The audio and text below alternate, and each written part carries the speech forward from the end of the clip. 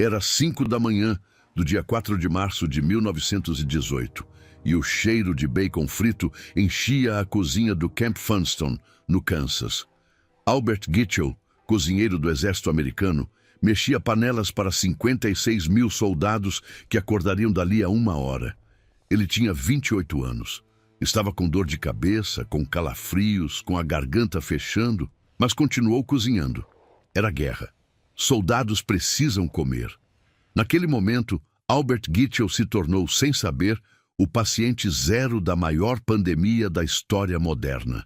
Em menos de 18 meses, o vírus que estava na sua respiração mataria mais pessoas do que toda a Primeira Guerra Mundial havia matado em 4 anos.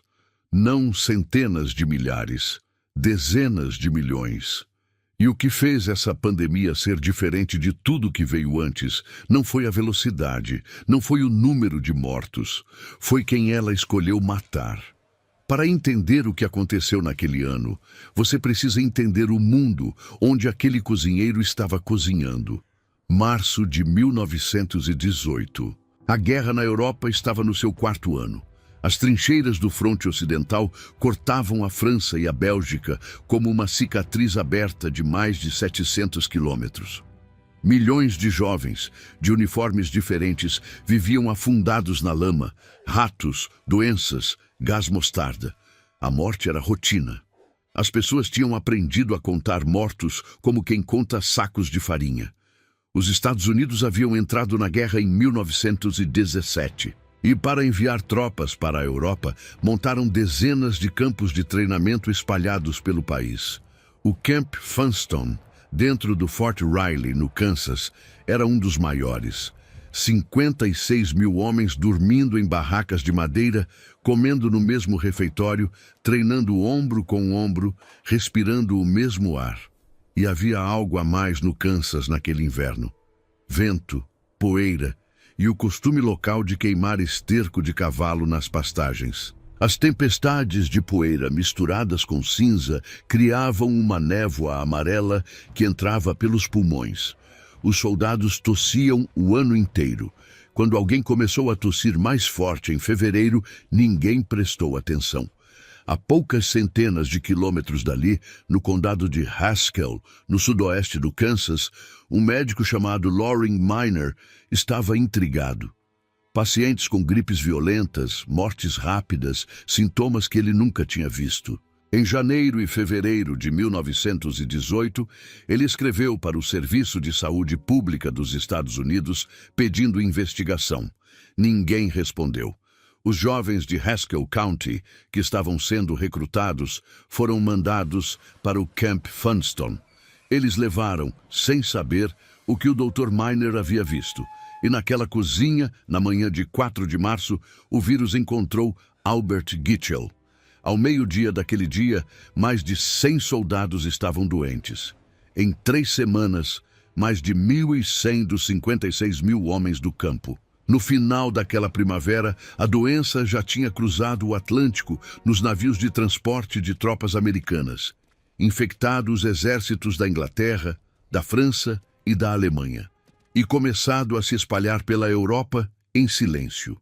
Em silêncio porque, oficialmente, ela não existia. Aqui está um detalhe que ainda é mal contado. A gripe espanhola não era espanhola. Não começou na Espanha, não foi pior na Espanha, não tinha nada de espanhola. Mas o nome ficou. E ele ficou por um motivo específico, que diz mais sobre a guerra do que sobre a doença. Em 1918, os países envolvidos na guerra tinham censura de imprensa. Inglaterra, França, Alemanha, Estados Unidos. Nenhum jornal podia noticiar que jovens soldados estavam morrendo de uma doença misteriosa nos quartéis. Isso seria propaganda contra a guerra. Nos Estados Unidos, o ato de sedição de 1918 prendia quem publicasse informação considerada prejudicial ao esforço militar. A Espanha era neutra, não estava na guerra. Os jornais espanhóis podiam noticiar livremente. Quando o rei Alfonso XIII adoeceu junto com vários ministros em maio de 1918, a imprensa espanhola publicou tudo. O resto do mundo, lendo apenas relatos vindos de Madrid, concluiu que a doença vinha de lá. Nos países em guerra, os mortos continuavam morrendo em silêncio nos hospitais militares. Mas o nome gripe espanhola pegou. Esse detalhe tem consequências. Significa que durante meses críticos, governos esconderam o que estava acontecendo. Médicos não conseguiam comparar casos entre cidades. Decisões de saúde pública foram tomadas com informação incompleta, porque a verdade era considerada perigosa para o moral das tropas. Uma das piores pandemias da história ganhou uma vantagem inicial, não porque era invencível, mas porque ninguém podia falar dela. E enquanto os jornais ficavam em silêncio, a primeira onda da pandemia atravessou o mundo. Foi relativamente leve. Pessoas adoeciam, ficavam de cama 3 dias, voltavam ao trabalho.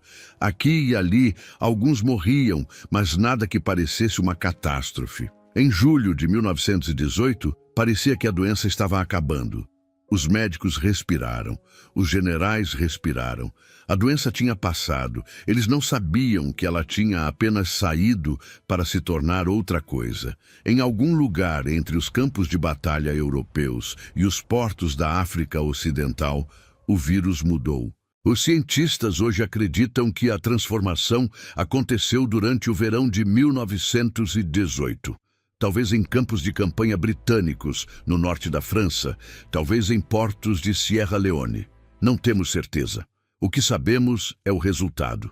Em agosto de 1918, 3 pontos do mundo entraram em colapso quase simultaneamente. Brest, na França, principal porto de chegada das tropas americanas. Freetown, em Sierra Leone, ponto de abastecimento de carvão dos navios. E Boston, nos Estados Unidos, especificamente o quartel naval de Commonwealth Pier. Em todos os 3 lugares, a mesma coisa começou a acontecer ao mesmo tempo. Pessoas adoecendo de manhã, mortas à noite. Não era mais a gripe leve da primavera. Os médicos do Camp Devens, em Massachusetts, foram os primeiros a registrar com detalhes médicos o que estavam vendo. Um deles escreveu uma carta a um colega que sobreviveu nos arquivos. Ele descreveu pacientes que chegavam ao hospital com sintomas de gripe comum e em 2 horas desenvolviam manchas escuras sobre as maçãs do rosto. Algumas horas depois, a coloração se espalhava pelas orelhas. Depois, pela face inteira. Depois, pelo corpo. Um azul-violeta profundo como a flor heliotrópio. Era o sangue dos pulmões parando de receber oxigênio. Os médicos chamaram esse fenômeno de cianose heliotrópica. Os enfermeiros chamavam de outra coisa. Chamavam de morte púrpura. Os pulmões dos doentes se enchiam de fluido espumoso e sangue. Em casos graves, os pacientes tossiam algo que os médicos descreveram como pasta de tomate. Sangue saía pelo nariz, pelos ouvidos, pela boca. Soldados saudáveis, com 22 anos, fortes o suficiente para carregar mochilas de 30 quilos por quilômetros, morriam em menos de 24 horas. Em Camp Devens, 757 jovens morreram em poucas semanas. As autópsias mostraram pulmões irreconhecíveis, encharcados, pesados, do peso e da textura de fígado bovino. E aqui está o detalhe mais sinistro dessa pandemia, o que a tornou diferente de qualquer outra antes ou depois. As gripes normais matam principalmente bebês, idosos e doentes crônicos. A gripe de 1918 matava jovens adultos saudáveis, pessoas entre 20 e 40 anos, pessoas no auge da força física.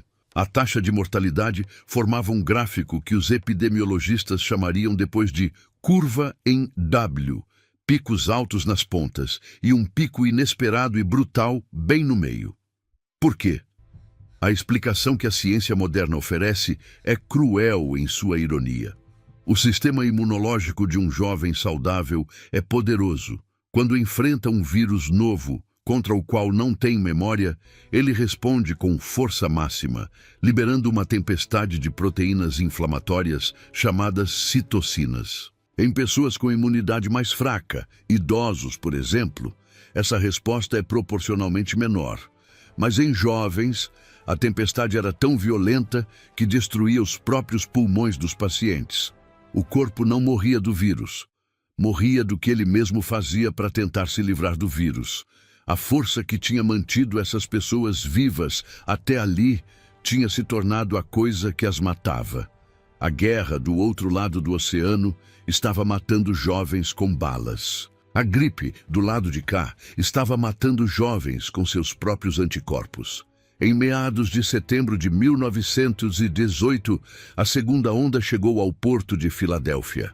Marinheiros vindos de Boston desembarcaram doentes no estaleiro naval.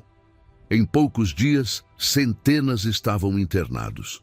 O diretor de saúde pública da cidade era um homem chamado Wilmer Cruzen.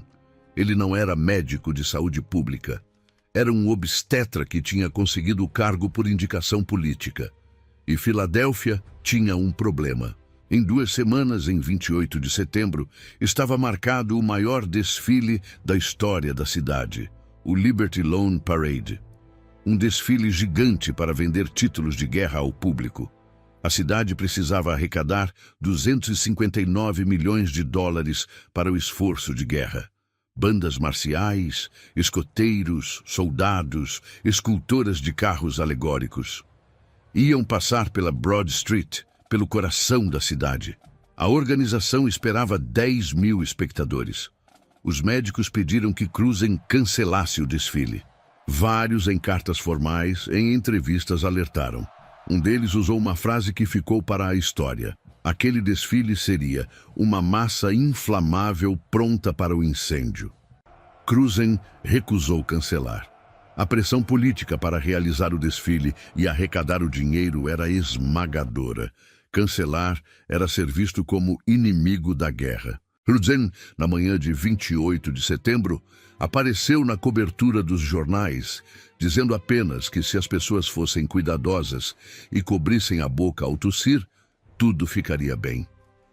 Naquele dia, 200 mil pessoas apareceram na Broad Street. 20 vezes mais que a previsão. O desfile tinha mais de 3 quilômetros de extensão. Bandas marciais tocavam, dirigidas por John Philip Sousa, o famoso compositor americano. Aviões militares passavam por cima. Famílias inteiras se espremeram nas calçadas, ombro contra ombro, durante horas. Crianças nos ombros dos pais, idosos sob janelas abertas, soldados marchando entre civis que aplaudiam. Foi um dia de festa. As fotos mostram pessoas sorrindo. Os jornais do dia seguinte escreveram páginas sobre a beleza da cena, a energia da cidade, o patriotismo do povo de Filadélfia. 72 horas depois, todos os 31 hospitais de Filadélfia estavam lotados. Não foi gradual. Foi como uma onda batendo numa parede. Em 3 dias, hospitais começaram a recusar pacientes na porta. Em uma semana, 4.500 pessoas tinham morrido. Em 2 semanas, os necrotérios da cidade estavam abarrotados. Os corpos começaram a se acumular nas casas porque não havia coveiros suficientes. Famílias mantinham parentes mortos em quartos fechados durante dias, tentando encontrar alguém que viesse buscá-los. Em alguns bairros, os mortos eram colocados nas calçadas, embrulhados em lençóis, esperando carroças que demoravam. Caminhões municipais começaram a percorrer as ruas com alto-falantes, pedindo aos moradores que entregassem seus mortos. As funerárias da cidade ficaram sem caixões. Os caixões disponíveis tinham sido requisitados pelo governo para os soldados mortos na guerra. Em Filadélfia, em outubro de 1918, ser enterrado num caixão se tornou um luxo. A maioria foi enterrada em valas comuns no cemitério Holy Cross, em sepulturas cavadas por máquinas a vapor porque não havia braços humanos disponíveis para o trabalho. Em apenas 6 semanas, mais de 12 mil pessoas morreram em Filadélfia.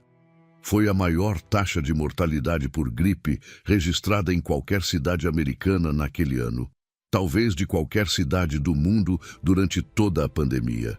E aqui está o paralelo que torna o caso Filadélfia especialmente cruel. A 1.500 quilômetros dali, em St. Louis, o diretor de saúde da cidade, Dr. Max Starkloff, recebeu a mesma pressão para realizar seu próprio Liberty Lawn Parade. Ele recusou, cancelou o desfile, fechou escolas, igrejas, teatros, antes que a doença se estabelecesse. St. Louis teve menos da metade da taxa de mortalidade de Filadélfia. 2 cidades, 2 decisões. Dezenas de milhares de vidas separando uma da outra. O que aconteceu em Filadélfia aconteceu em escalas diferentes, em centenas de cidades pelo mundo. Mas a gripe de 1918 também fez algo que poucos pestes da história fizeram. Ela alcançou lugares onde antes nenhuma doença europeia havia chegado. Na vila de Breivik Mission, no oeste do Alasca, viviam cerca de 80 inuites. Em novembro de 1918, um único viajante chegou à comunidade. Em 5 dias, 72 dos 80 moradores estavam mortos. Os corpos foram enterrados no permafrost, o solo permanentemente congelado da região.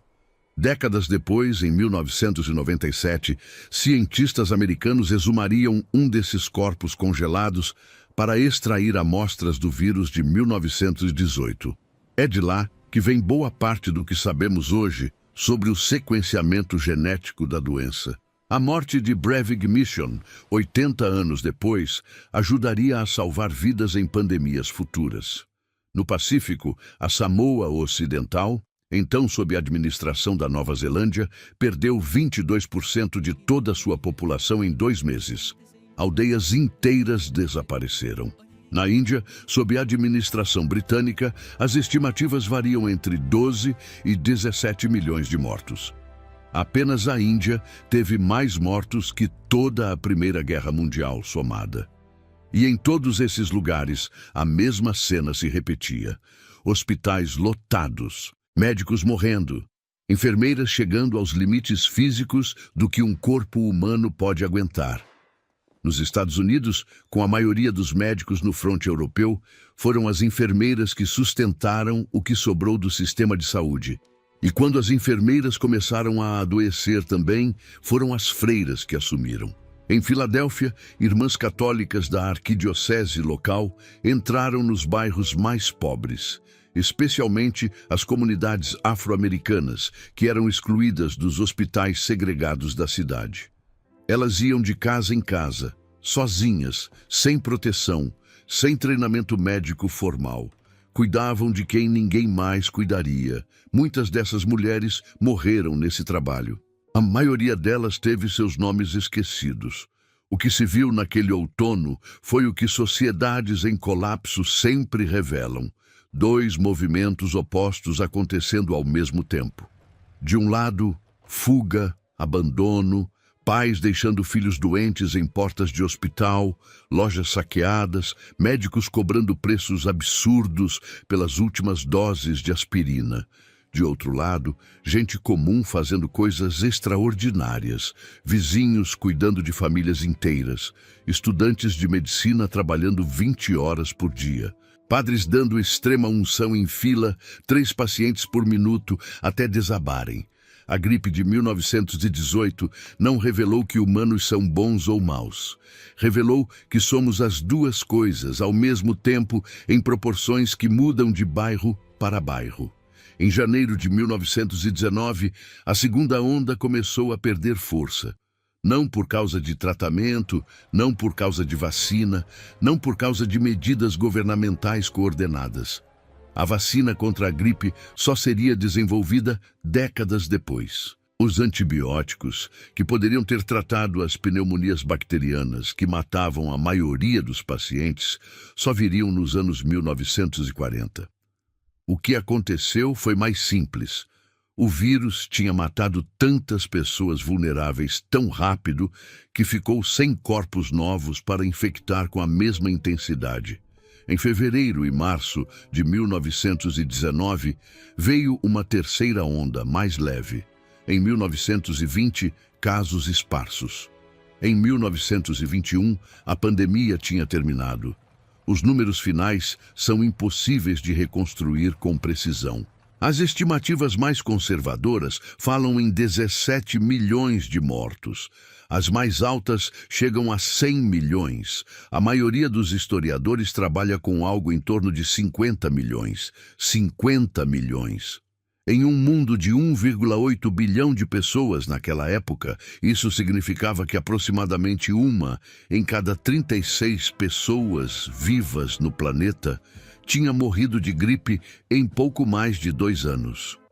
Para comparação, a Primeira Guerra Mundial, em 4 anos de combates em todos os continentes, matou cerca de 17 milhões de pessoas, contando civis. A pandemia matou no mínimo o mesmo número, possivelmente o triplo, em metade do tempo.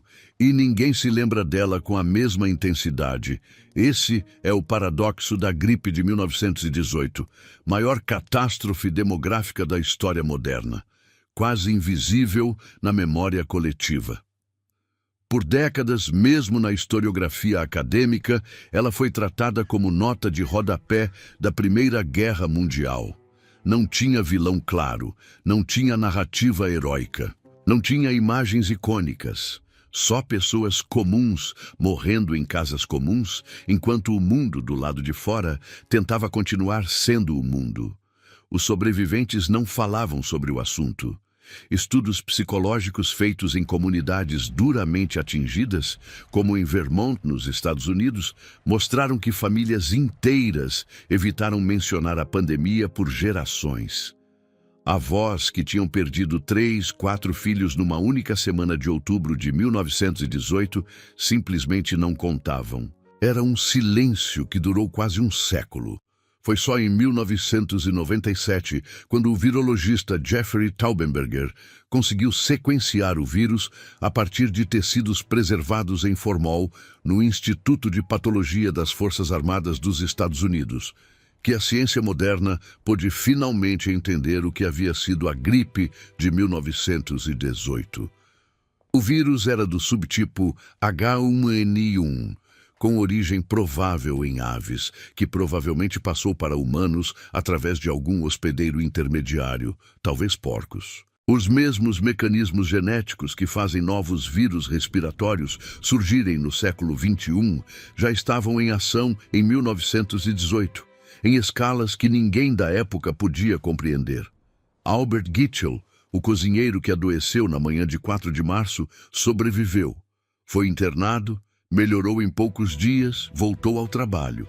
Viveu até 1968, morrendo aos 78 anos de uma doença qualquer da idade. Provavelmente passou a maior parte da vida sem saber que tinha sido o paciente zero, registrado da pior pandemia da história moderna. A maioria das pessoas que morreram em 1918 também não sabia. Morreram pensando que estavam pegando uma gripe forte, que estariam de pé em uma semana, que era só descansar e tomar chá. Não havia ninguém na televisão explicando o que estava acontecendo, porque não havia televisão. Não havia gráficos de mortalidade nos jornais, porque a censura proibia. Não havia internet espalhando informação ou desinformação. Havia apenas pessoas em casas com febres altas e alguém da família observando a respiração ficar mais lenta. Foi a maior tragédia silenciosa do século XX, e o que ela mostrou, com uma clareza que demoraria décadas para ser realmente compreendida, foi que vírus respiratórios, em uma sociedade conectada, não respeitam exércitos, não respeitam fronteiras, não respeitam declarações de neutralidade. Um navio cruzando o Atlântico em 1918 levava soldados, cartas, comida e o que mais estivesse no ar daquele convés. O que faltava em 1918 não era inteligência, não era organização. O que faltava era a coisa mais simples, um microscópio potente o suficiente para ver o vírus. A tecnologia de microscopia eletrônica que finalmente permitiria aos humanos olharem para um vírus de influenza diretamente só ficaria disponível nos anos 1930. Por isso, em 1918, médicos brilhantes em Paris, em Berlim, em Boston, em Londres, todos brigaram com um inimigo que eles literalmente não podiam ver. Sabiam que ele existia pela cicatriz que deixava nos pulmões dos mortos. Não sabiam mais nada. Hoje, mais de 100 anos depois, ainda existem perguntas em aberto sobre essa pandemia. De onde exatamente o vírus veio? Por que a segunda onda foi tão diferente da primeira? Por que jovens adultos foram os mais atingidos? Por que algumas cidades, como St. Louis, conseguiram conter a doença e outras, como Filadélfia, foram destruídas por ela? Mas a pergunta que ficou sem resposta por mais tempo não é nenhuma dessas. A pergunta que ficou sem resposta foi mais simples e mais difícil. Por que esquecemos? 50 milhões de mortos em 2 anos e por quase um século, essa pandemia foi um silêncio na memória coletiva, enquanto guerras com 1/10 das mortes ocupavam capítulos inteiros dos livros de história. Existe uma resposta para isso, e ela tem a ver com como sociedades escolhem o que lembrar e o que apagar. Esse é o tema do próximo vídeo. Se essa história te fez pensar, deixa nos comentários. Você já tinha ouvido falar do desfile de Filadélfia antes? Compartilha esse vídeo com alguém que ainda acha que a gripe é só uma gripe e se inscreve no canal, porque a próxima reconstrução vai te deixar ainda mais desconfortável com tudo que você acha que sabe sobre o século XX.